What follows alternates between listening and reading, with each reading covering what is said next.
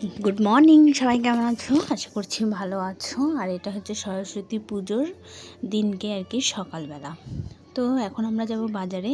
তো বাবুকে বলেছি তোমার কান ফুরিয়ে দেওয়া হবে, তো ওর জন্য নাচছে, একটু ডান্স করে নিল, কারণ ওর প্রচুর আনন্দ হয়েছে যে কানের পড়বে।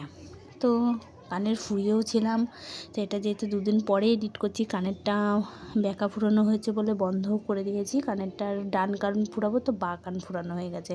তো নাচতে নাচতে বেরিয়ে গেছে, আর পুরোটা আমাদের বাড়ি থেকে বাজার পর্যন্ত বাবু হেঁটে এসছে। আর দেখেছো কি সুন্দর ফুল।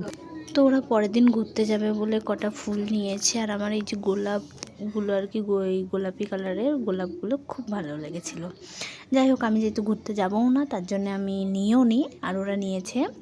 তো এবার চলে এসেছি পার্লারে বাবুর কানটা ফোড়াতে। তো আগে পেন দিয়ে দাগ দিয়ে নিচ্ছে, এখনও পর্যন্ত ঠিক আছে, বাট বন্দুক দেখে প্রচুর ঘাবড়ে গেছিলো, এত নড়াচড়া করছিল যে ওনারও দোষ না, ওর জন্য ব্যাকা ফুরানো হয়ে গেছিলো। মানে প্রথমে তো দেবেই না কিছুতে, কেন স্বাভাবিক, আমরা নিজেরাই ভয় পেয়ে যাই। আর অনেকেই বলবে যে এত ছোটো বয়সে কান ফুরানোর কী দরকার আছে। আসলে বাড়ি বাড়ি একটু প্রবলেম, যাই হোক এই সব কথা নাই বা বললাম, যত না বলবো ততই ভালো। তো ধরে নাও আমার নিজের ইচ্ছেতে নিজের ভালো লাগে, তার জন্য। আর সত্যি কথা বলতে আমার সত্যিই ভালো লাগে যে একটা কান, আমি আগেও ভেবেছিলাম, তো তারপরে ভাবছি যে না, এখন এমন পরিস্থিতি যে না, কানটা ফুরিয়ে দেওয়াটাই দরকার। তো কানটা ফুরিয়েছিলাম বললাম, তো এখন বিয়ে করে দিচ্ছি। এখন ভাবছি যে ডক্টরের কাছে যাব, ডক্টরের কাছ থেকে গিয়ে একদম ফুরিয়ে কানেরটা, সোনার কানেরটা পরিয়ে আনবো। তো যাই হোক, অনেক কুস্তি করার পরে অবশেষে ফোড়াতে দিয়েছে।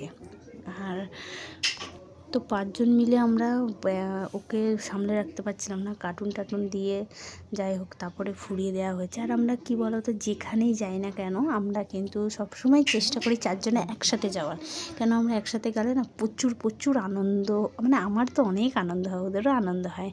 তো যাই হোক, দেখো বাবু নাচতে মানে ওইটুখানি একটু কান্না করেছে, আমাদের বাড়িতে এসে ঠাম্মিকে দেখাচ্ছে যে দেখো ঠাম্মি আমি কান ফুরিয়েছি। মানে প্রথমে এসেই বলছে ঠাম্মি সারপ্রাইজ।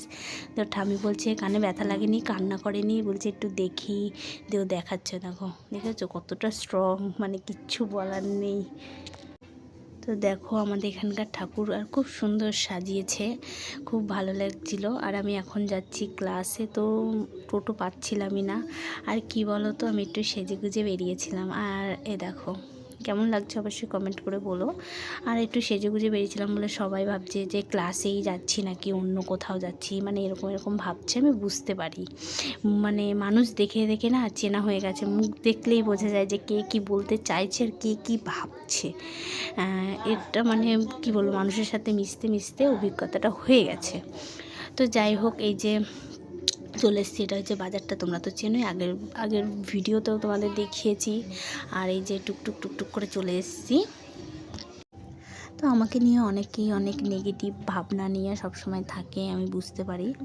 তো যাই হোক, তাতে আমার কিছু যায় আসে না, আমি কি করছি না করছি সেটা আমি জানি, আর কাউকে প্রমাণ করারও কোনো দরকার নেই, কেন আমি আমার মতন বাঁচতে ভালোবাসি। তো ছোটোবেলা থেকেই আমি আমার মতন বেঁচে এসেছি, আর যতদিন বেঁচে থাকবো তো আমি আমার ইচ্ছে মতন বাঁচবো। কারুর যুক্তি, কারুর বুদ্ধি আমার একদম প্রয়োজন নেই, আর আমি কারুর বুদ্ধি যুক্তি কোনোটাই শুনি না।